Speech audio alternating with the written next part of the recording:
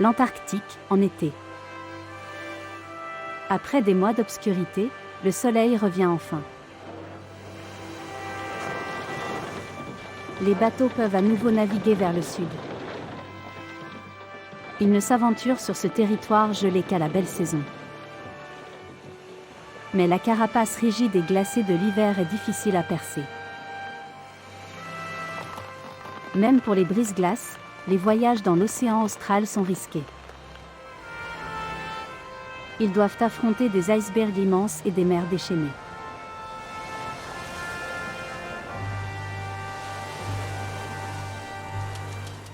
La plupart des zones côtières autour des îles subantarctiques ne sont pas gelées.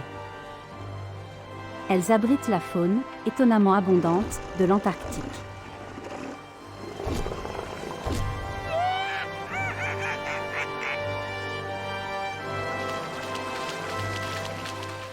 Ces étroites bandes de terre servent d'arènes de combat, de marché matrimonial et de sites de reproduction.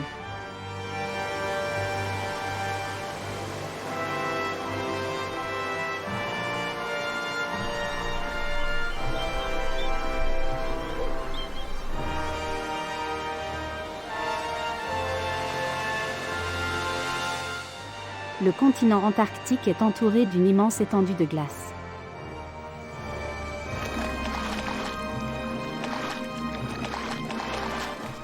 Ces conditions inhospitalières ne découragent pas les manchots empereurs.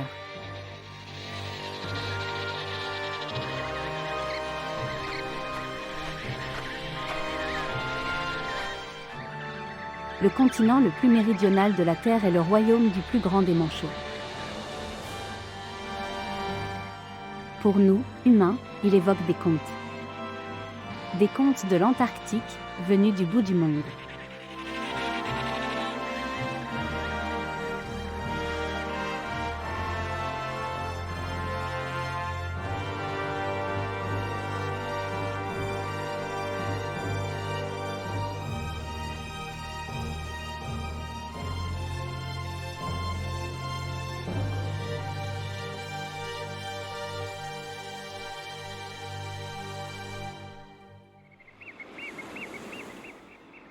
L'entrée dans l'Antarctique se fait par l'extrême sud de l'Argentine. La Terre de Feu.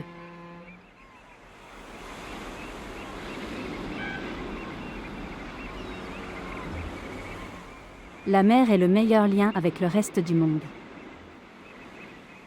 L'une des rares villes qui existent ici est célèbre au-delà des frontières du pays. La station balnéaire d'Ushuaia, également appelée le bout du monde. L'extrémité du continent américain disparaît dans les contreforts de la cordillère des Andes.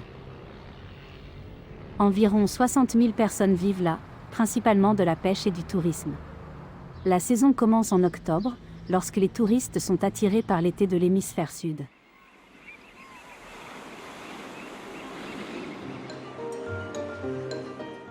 Non loin de la ville, les manchots de Magellan se reproduisent.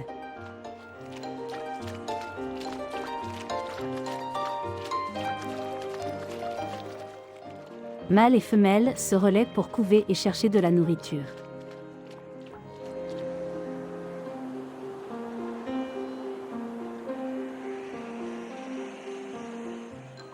Ils n'ont pas beaucoup d'occasions de passer un peu de temps ensemble.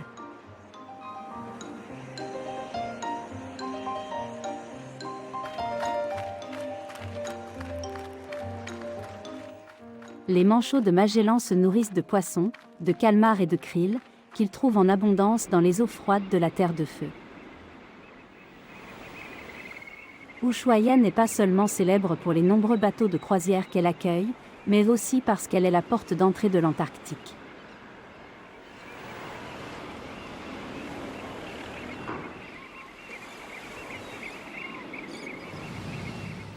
C'est le point de départ de nombreuses expéditions.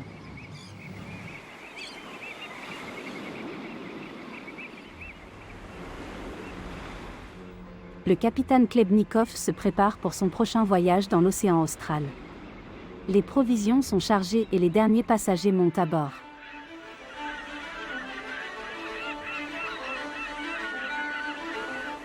Le mois de novembre, début de l'été local, est le meilleur moment pour partir.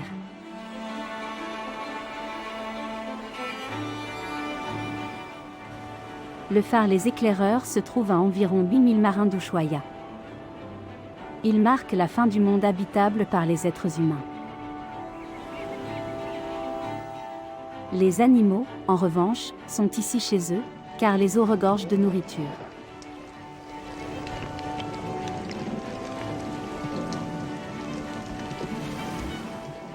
Les otaries à crinière se retirent souvent sur de petits îlots rocheux.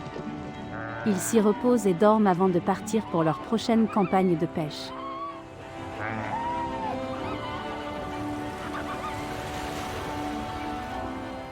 Les mâles n'ont pas beaucoup de temps libre, car ils doivent garder et protéger leur harem.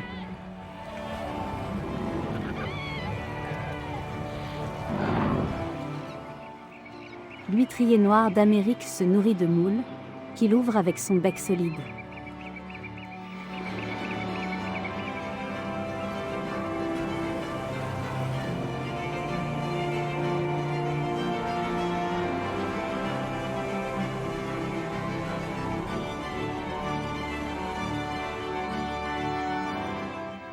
L'expédition part de la pointe sud du continent américain jusqu'aux îles de la Géorgie du Sud.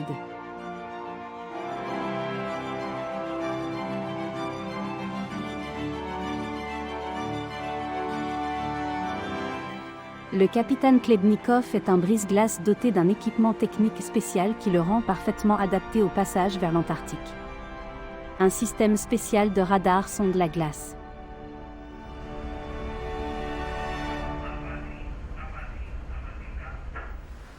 Sa coque renforcée est conçue pour briser la glace, jusqu'à 3 mètres d'épaisseur.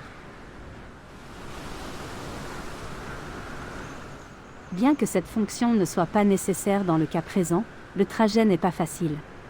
La météo d'ici, changeante et souvent houleuse, a appris aux marins expérimentés à révérer la mer entre 40 et 60 degrés de latitude. Ils lui ont donné des surnoms, comme 40e rugissant, 50e hurlant, 60e déferlant.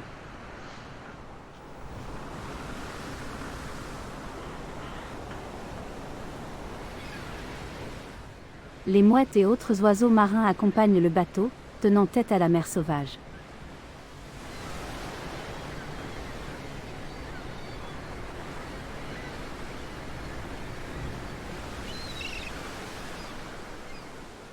La Géorgie du Sud se trouve à 2000 km à l'est de la Terre de Feu, et fait partie des îles subantarctiques. Personne n'habite cette île, hormis un gouverneur britannique et quelques scientifiques. Montagnes, neige et glace s'étendent à perte de vue. Le point culminant est le mont Paget, haut de 2934 mètres. Tout autour de l'île, plus de 160 glaciers s'écoulent dans la mer. Mais la côte reste libre presque toute l'année.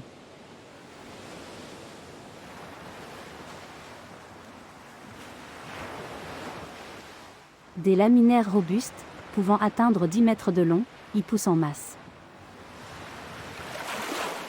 C'est généralement un milieu sûr pour les poissons, les moules et les crabes.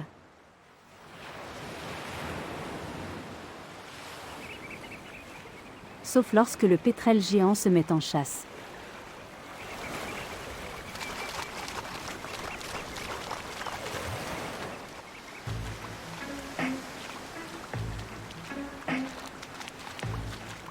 Les manchots royaux sont les habitants les plus imposants de la Géorgie du Sud. Au printemps de l'hémisphère sud, ils se rassemblent dans les baies de l'île.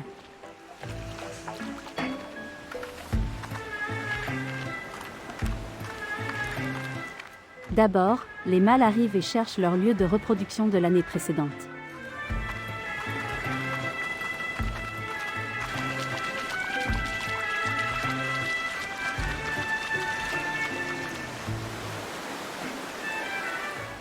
Lorsqu'ils plongent dans l'eau, ils le font en groupe. Une stratégie de survie efficace pour échapper aux prédateurs qui rôdent sous l'eau.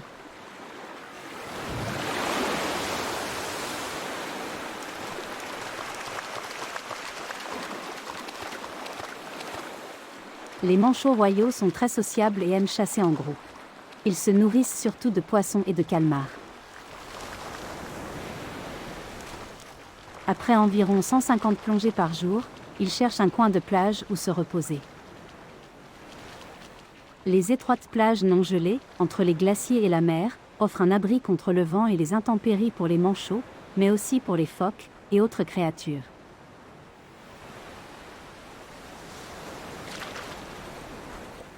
Quelques semaines après les mâles, les femelles suivent et commencent à chercher leur partenaire.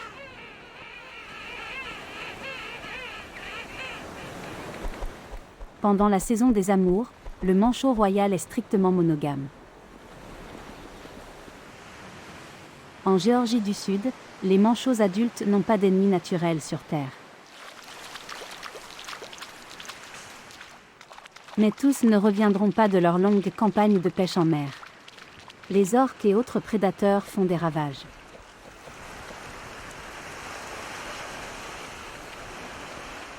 Certains manchots attendent en vain le retour de leur partenaire.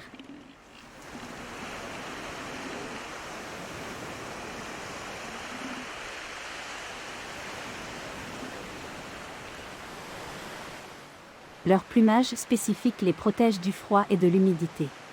Les plumes couvrant la couche inférieure chaude et duveteuse doivent être lissées et huilées régulièrement.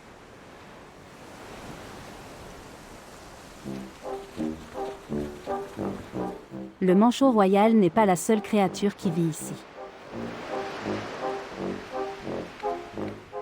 En été, les plages de Géorgie du Sud sont très animées.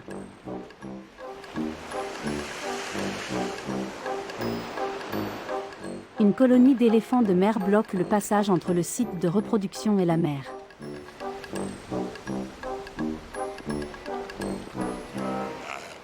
Seuls les mâles adultes arborent la trompe proéminente éponyme.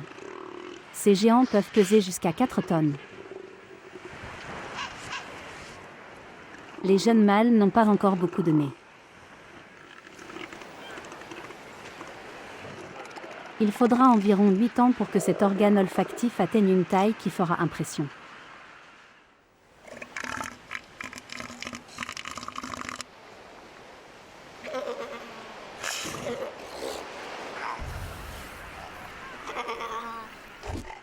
Ils apprennent très tôt à se battre.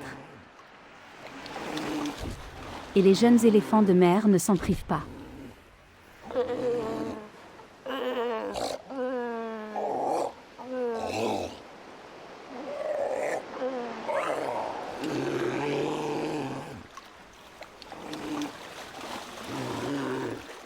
La force, la violence et la tactique sont des facteurs décisifs dans cette lutte pour les femelles et le territoire.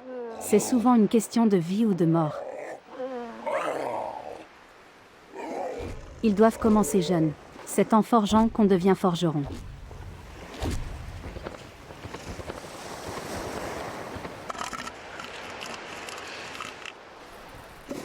Son énorme trompe et ses talents de combattant ont forcé le respect, et il a eu ce qu'il voulait.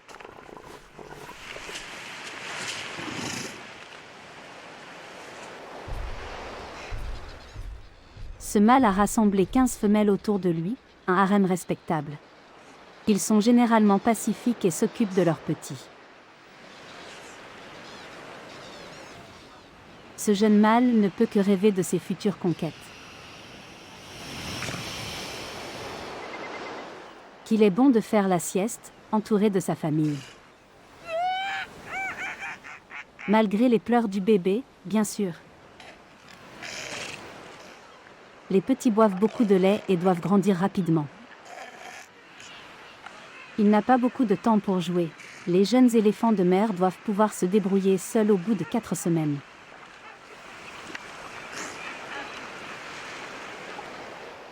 La vie est encore belle, mais dans quelques semaines, il sera temps pour eux de se jeter définitivement à l'eau.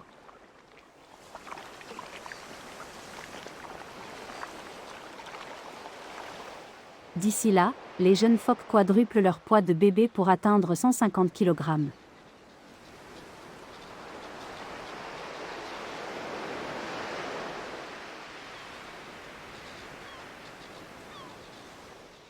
Cette épaisse couche de graisse leur est vitale pour pouvoir survivre dans les eaux glacées de l'océan austral.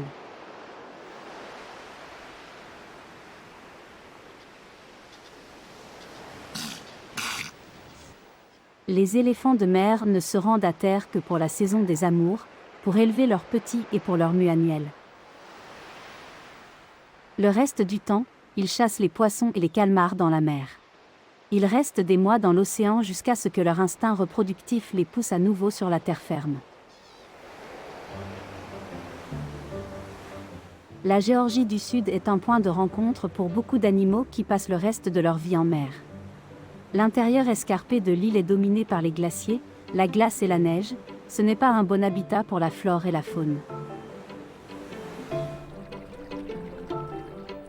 Le peu de végétation qui subsiste se trouve surtout le long de l'étroite bande côtière.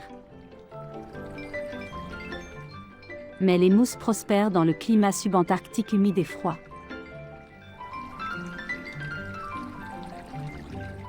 En été, les températures dépassent rarement les 10 degrés Celsius. La pluie et les glaciers alimentent de nombreux ruisseaux. L'eau ne manque pas en Géorgie du Sud.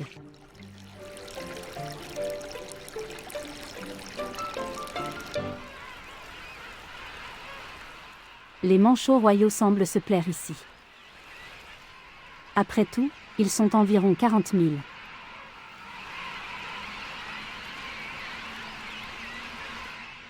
Ils ont un cycle reproductif étonnamment long d'environ 14 mois. Une colonie peut donc contenir des poussins d'1 an, ainsi que des adultes qui cherchent encore un partenaire.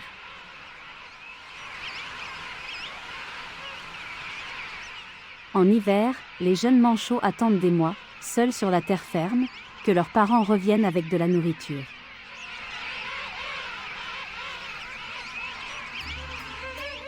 C'est l'été, il est temps de les élever et de les nourrir.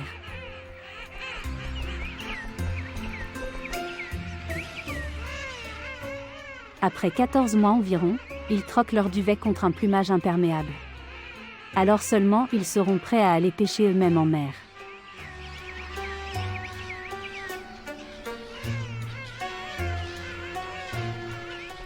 Tandis qu'une famille élève encore ses petits, un adulte célibataire se cherche un nouveau partenaire.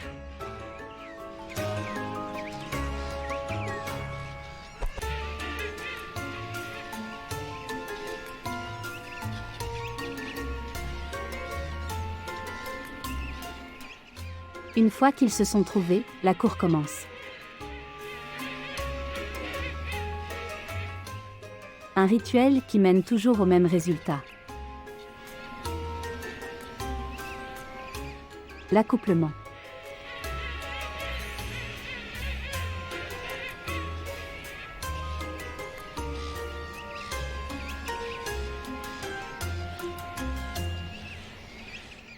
Ce n'est pas facile, mais ça en vaut vraiment la peine. L'otarie à fourrure non loin de là ne présente aucun danger, il doit juste garder un œil sur ses femelles. Le mauvais temps ne dérange pas les otaries à fourrure, qui passent la plupart de leur temps dans l'eau. Sur Terre, elles ne font que se reproduire. Les mâles se battent souvent férocement pour les femelles et le territoire. Manchots et otaries à fourrure se gênent rarement. Leurs rencontres sont surtout empreintes de curiosité.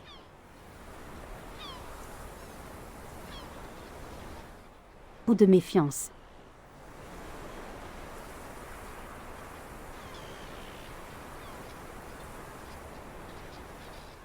Après une inspection poussée et un calcul des risques, ils poursuivent leur chemin.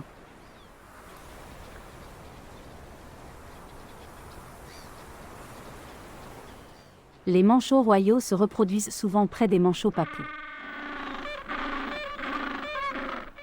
Leur cri distinctif de trompette leur a valu d'être surnommés « manchots de l'âne » en allemand. Ils profitent aussi du court été austral pour élever leurs petits.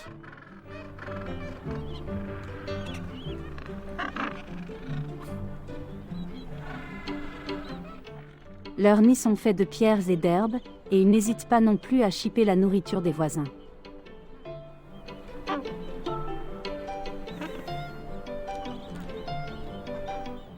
Les œufs sont incubés pendant 30 jours environ, jusqu'à l'éclosion.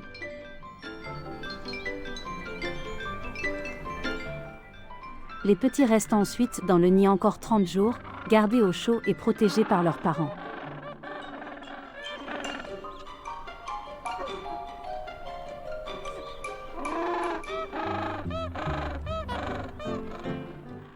Les parents doivent trouver plus de 100 kg de krill avant que leur poussin ne soit adulte.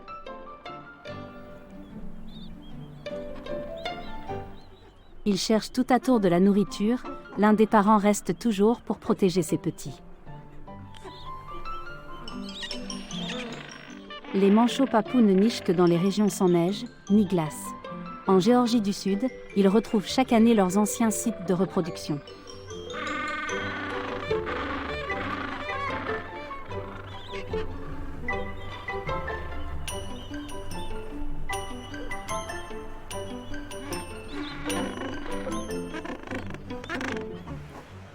Le bon voisinage est important, car l'espace non gelé est limité sur l'île. Et chacun revendique sa place. Fin novembre, début de l'été austral, les jeunes otaries à fourrure naissent. Les petits restent souvent seuls pendant plusieurs jours, tandis que leurs mères partent chasser. Les mères reviennent brièvement à terre pour allaiter leurs petits. Les petits ont l'habitude d'être laissés seuls.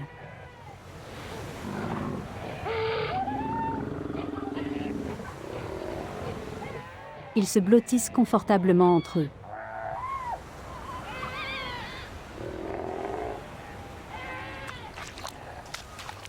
De temps en temps, une querelle éclate entre les otaries adultes, mais le plus gros des combats de mâles est terminé et les territoires sont établis. Dans l'ensemble, la cohabitation de toutes ces espèces différentes se passe plutôt bien. Otaries à fourrure, éléphants de mer ou manchots, en Géorgie du Sud, tout le monde a sa place. Si la Géorgie du Sud attire tant d'animaux, c'est parce que la nourriture y est abondante.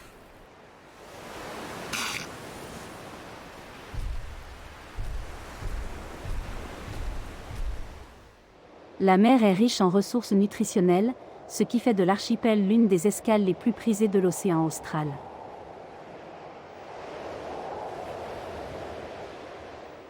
La Géorgie du Sud se trouve à la jonction de l'océan Atlantique et de l'Antarctique. En direction du sud, la route passe par les îles Sandwich jusqu'à la péninsule Antarctique et s'enfonce dans l'océan austral. Le temps d'ici est très changeant.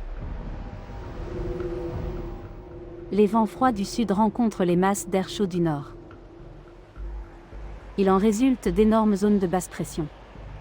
Les tempêtes et le mauvais temps sont inévitables, un défi pour toute expédition.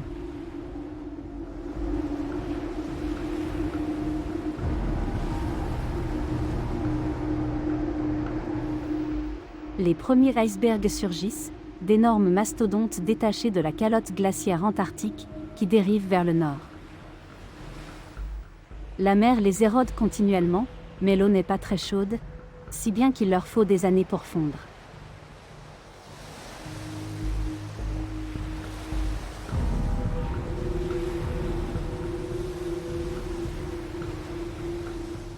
Les icebergs parcourent souvent des milliers de kilomètres, poussés par les marées et les vents puissants.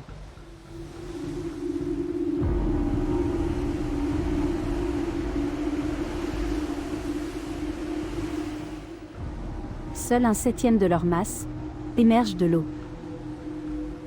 La partie immergée est non seulement beaucoup plus profonde, mais aussi beaucoup plus large, un grand danger pour les bateaux.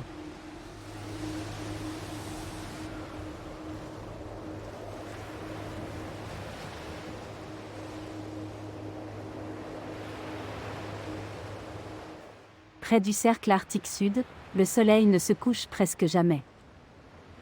Un point positif, pour les expéditions dans l'Antarctique.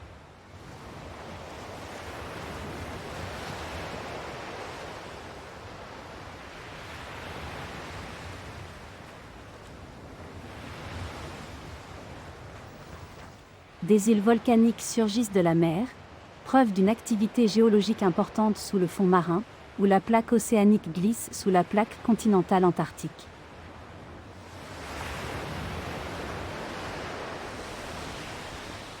La majeure partie du continent méridional est constamment couverte d'une immense calotte glaciaire.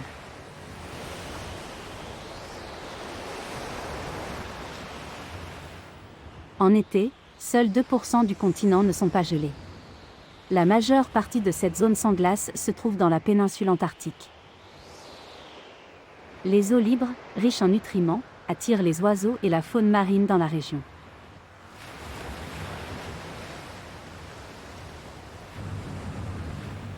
Pour le capitaine Klebnikov, ce n'est qu'une étape comme une autre.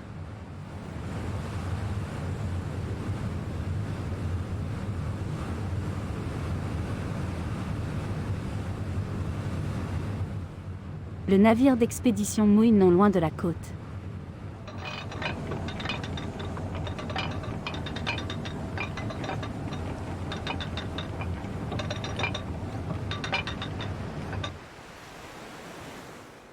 Les dépressions fréquentes rendent le climat local plus doux que sur le reste du continent. Les manchots papous solitaires trouvent des coins sans glace pour leurs petites affaires.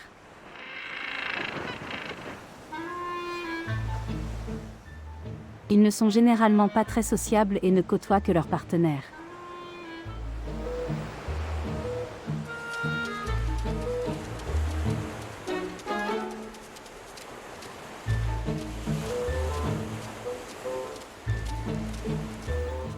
Si l'un et l'autre se plaisent quelque part, c'est là qu'ils feront leur nid. Ils ne forment des colonies que pendant la saison des amours, pour mieux protéger leurs petits des oiseaux marins prédateurs.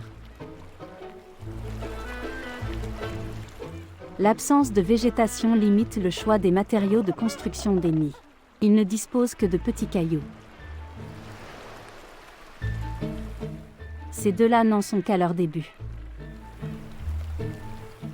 Mais ils se sont mis d'accord sur un lieu de reproduction.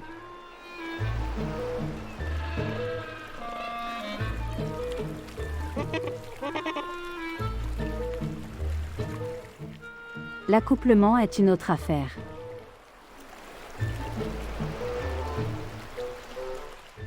Mais l'amour peut déplacer des montagnes.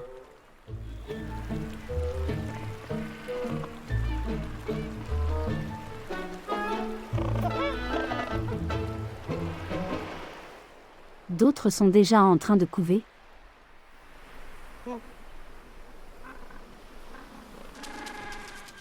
Tandis que leurs partenaires sautillent jusqu'à la mer, à la recherche de nourriture. Sur le chemin qui mène à la mer, ils rencontrent des manchots Adélie plutôt agités. Les manchots Adélie, présents sur tout le continent, sont les manchots antarctiques les plus répandus.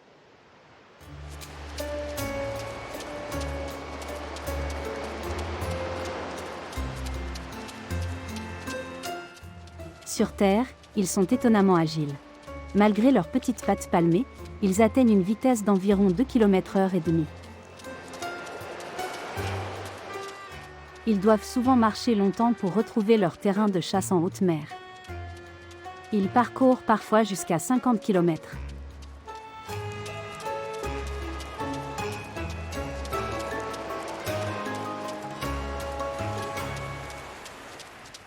Pour effectuer leur périlleux plongeon dans la mer, ils se rassemblent généralement là où l'eau est agitée.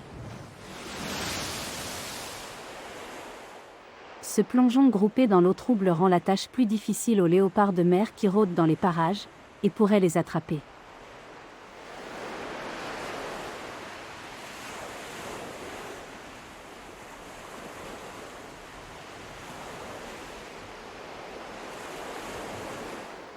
Comme tous les manchots, ils semblent assez maladroits sur Terre.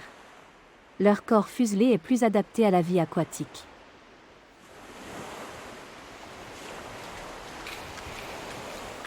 Ils se nourrissent surtout de krill, de petits crustacés qui foisonnent dans l'océan austral. C'est pour cela qu'ils se reproduisent par millions sur ce continent méridional glacé.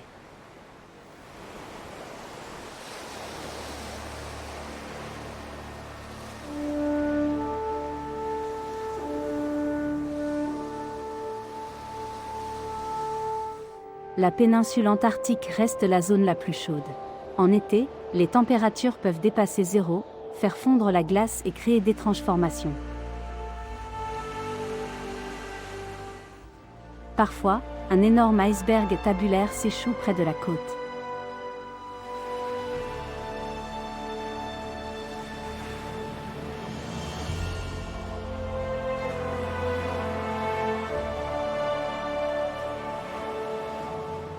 Il peut rester bloqué des années, avant de fondre suffisamment pour pouvoir poursuivre son voyage.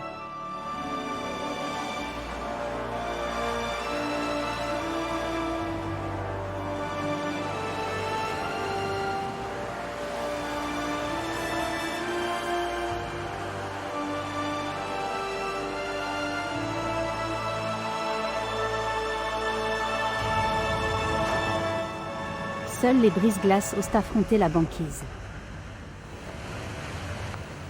Pour la plupart des navires, la péninsule antarctique est donc la dernière escale.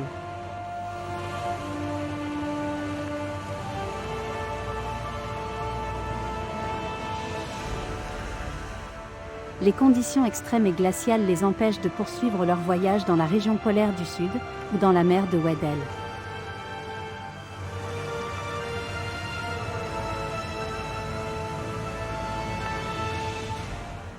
Même pendant les mois d'été, la glace empêche toute progression à beaucoup d'endroits.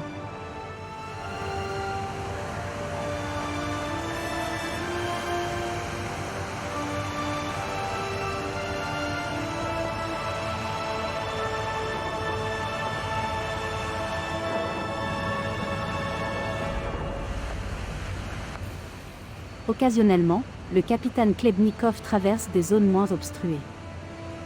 Le gel et la fonte à répétition de la glace font changer constamment les conditions. L'eau de mer gèle à moins 1,8 degrés Celsius. Elle forme une masse pulpeuse de cristaux de glace qui s'assemblent pour former des flots. Dans les mers agitées, ces flots s'entrechoquent et forment des plaques épaisses. C'est ce qu'on appelle la glace en crêpe. En hiver, ces flots s'épaississent et s'élargissent pour venir former un bouclier de glace de 1000 km de large, tout autour du continent.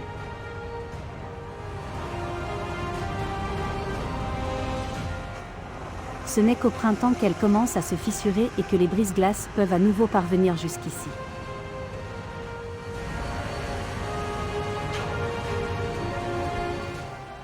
En attendant, environ 20 millions de kilomètres carrés de glace solide séparent le continent du reste du monde.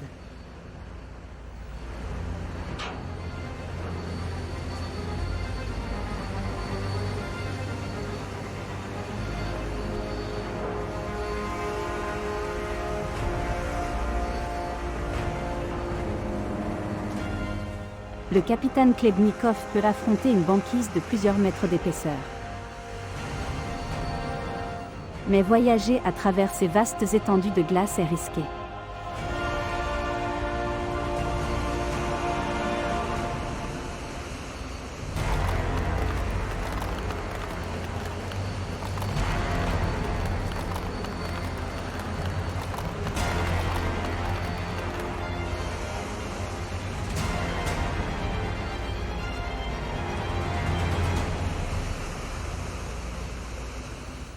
Un système radar spécial permet d'analyser l'état de la glace. Une seule devise guide les marins dans l'océan austral: pour traverser la glace, mieux vaut la contourner.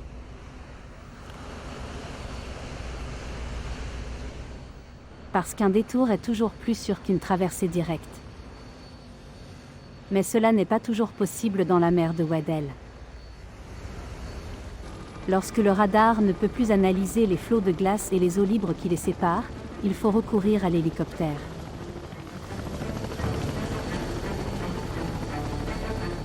En vol de reconnaissance, ils repèrent la meilleure route pour sortir de ce labyrinthe glacé.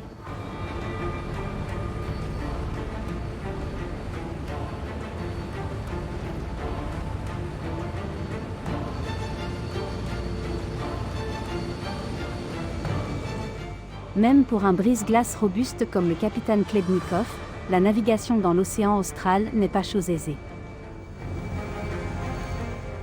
Une proue spéciale et un revêtement en acier lourdement renforcé protègent la coque des parties tranchantes de la glace. Des moteurs puissants assurent au navire une propulsion et une poussée suffisantes.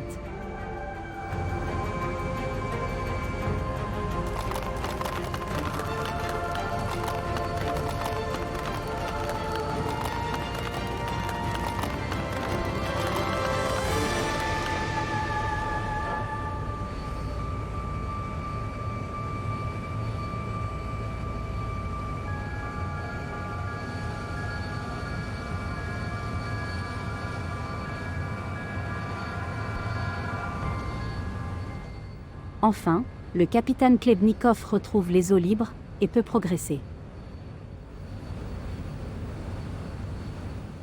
Les jours rallongent, ce qui est pratique pour chercher sa route à travers la banquise.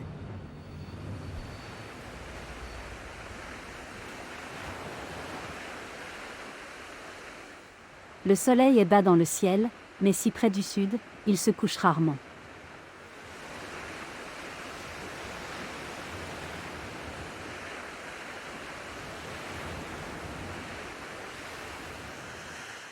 La mer de Weddell est qualifiée de « fabrique d'icebergs ». D'énormes morceaux se détachent de la barrière de glace et dérivent vers le nord.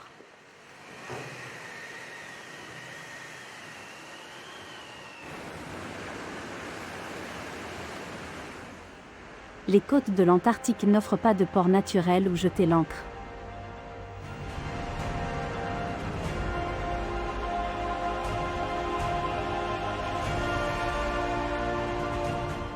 La seule option est de s'arrimer à la glace.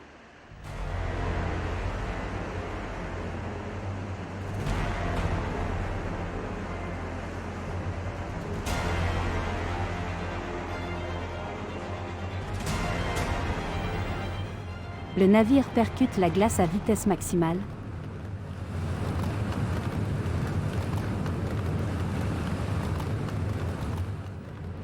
Et vient s'immobiliser au milieu d'un désert de glace d'une blancheur aveuglante, qui s'étend sur 2000 km vers le sud.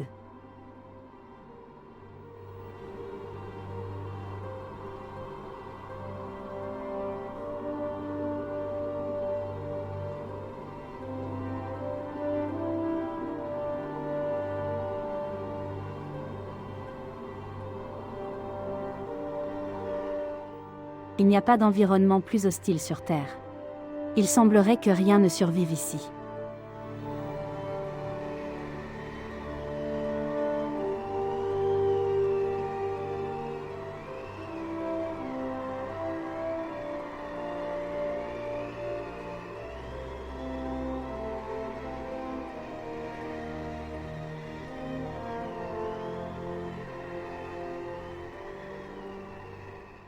Le capitaine Klebnikov peut se reposer. Figé dans la glace, il attend simplement que les chercheurs et les membres de l'expédition soient prêts à repartir.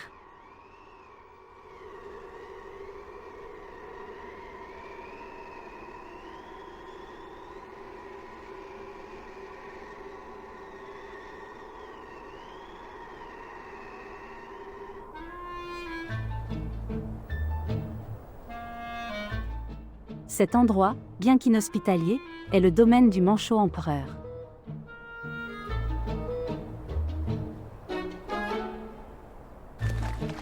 Son terrain de chasse est accessible par un trou dans la glace.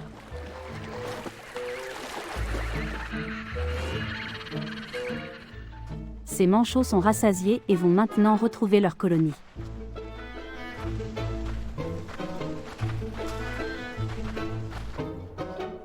Plusieurs kilomètres les séparent parfois de la mer, une longue route pour ces courtes pattes de manchot. Mais ils ont plus d'un tour dans leur sac pour se déplacer.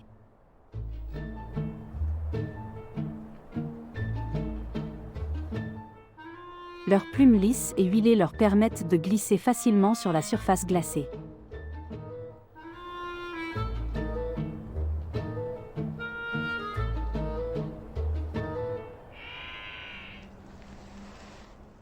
Les colonies de manchots empereurs sont souvent très éloignées de la mer, à l'abri de la fonte des glaces au printemps.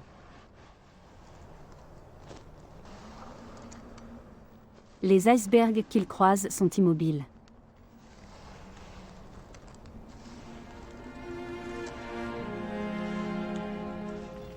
Captifs, figés dans le désert blanc de l'Antarctique.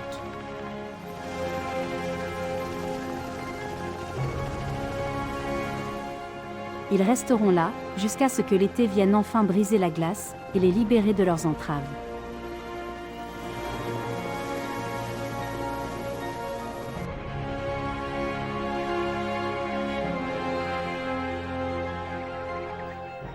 Le vent et le climat créent des formations étranges.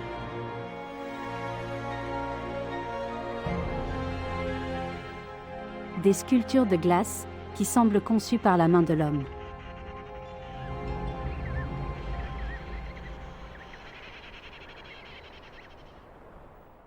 Difficile de croire que ce paysage aride abrite la moindre forme de vie. C'est en réalité l'une des plus grandes pouponnières du monde.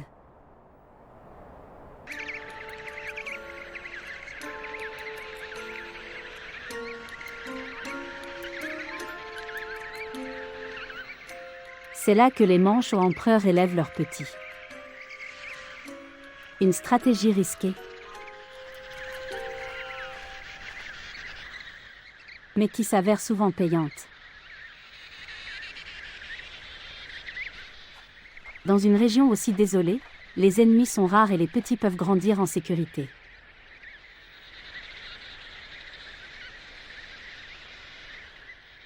Mais comme tout poussin, ils ont faim en permanence.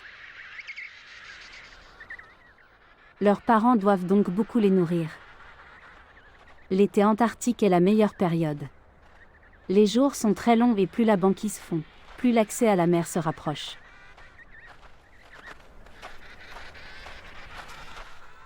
Inlassablement, ils font la navette entre la colonie et la mer. Les eaux froides regorgent de poissons, de calmars et de krill, et donnent aux manchots beaucoup de nourriture pour leurs petits. L'Antarctique compte plus de 40 colonies, et année après année, les manchots empereurs reviennent au même endroit. Au plus fort de l'hiver, ils se reproduisent par milliers et profitent des courts étés pour élever leurs petits. Les vivres sont abondantes et les petits grandissent vite. Ils mangent du poisson régurgité, en abondance, tous les jours.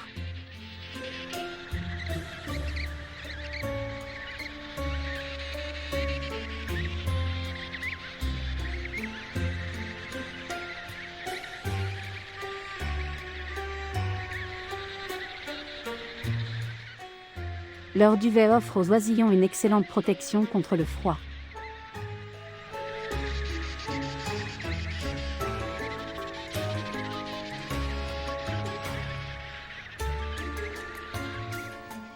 Les petits sont insatiables, mais il ne suffit pas toujours de demander. Lorsque les parents n'ont plus de réserve dans leur estomac, ils doivent repartir chercher des vivres.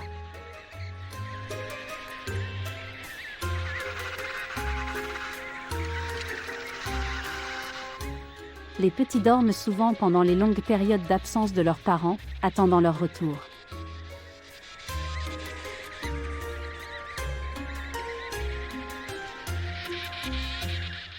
Les manchots empereurs sont les seuls animaux qui passent presque toute leur vie dans l'Antarctique.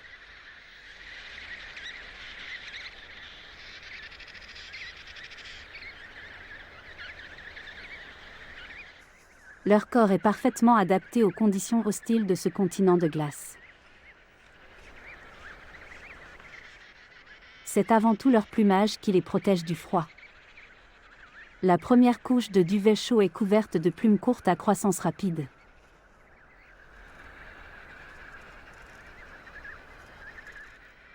La glande uropygienne des manchots sécrète une huile qui lubrifie leurs plumes d'extérieur et les rend complètement imperméables.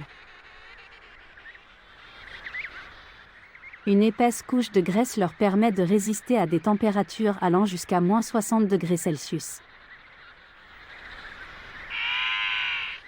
Leurs cris leur permettent d'identifier leurs partenaires et leurs petits.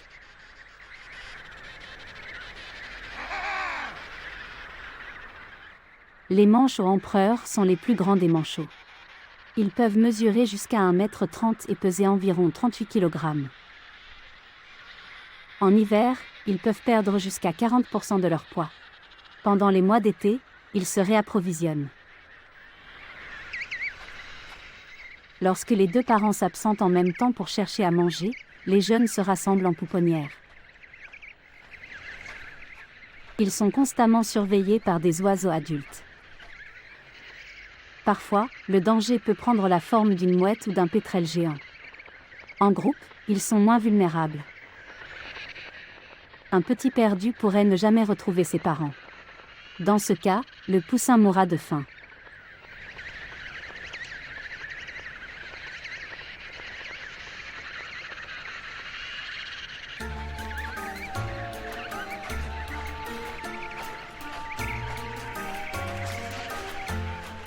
Encadrés par des adultes, dans un groupe sécurisé, les poussins font souvent des sorties.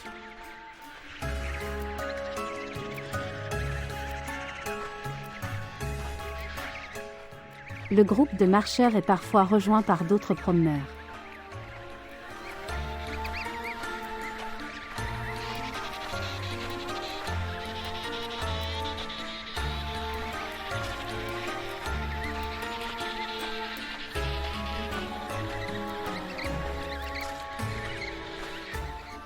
Dans quelques semaines, leur plumage imperméable de manchot poussera.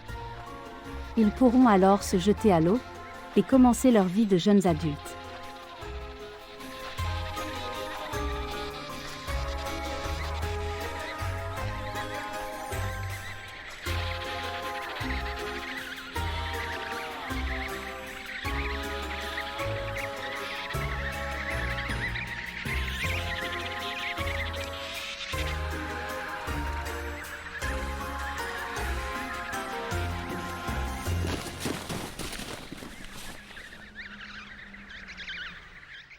Ils sont toujours élevés par leurs deux parents. Il est presque impossible pour un parent isolé de pouvoir nourrir seul son oisillon.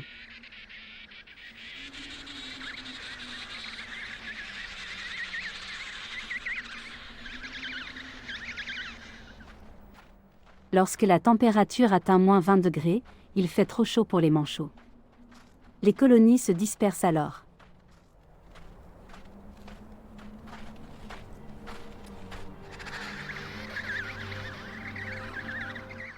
Les familles se réorganisent et forment des groupes éparpillés.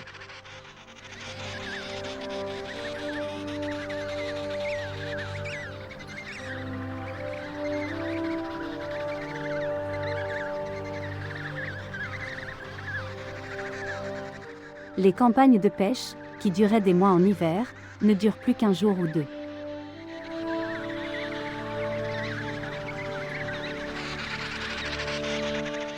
Quand vient le soir, la plupart des manchots retournent à leur colonie.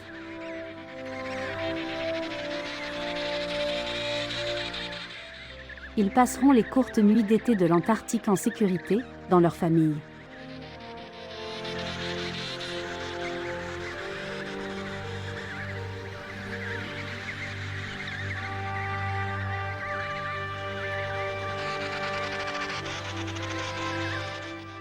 Pour les manchots empereurs, c'est une maison, un refuge.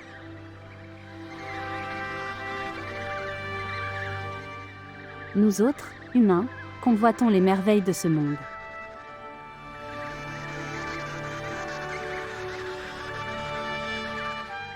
Peu d'entre nous les voient de leurs propres yeux, et reviennent pour en parler.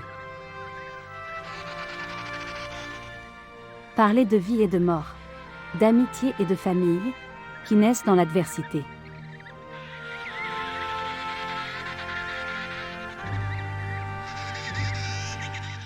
Parler de l'Antarctique, de l'autre bout du monde.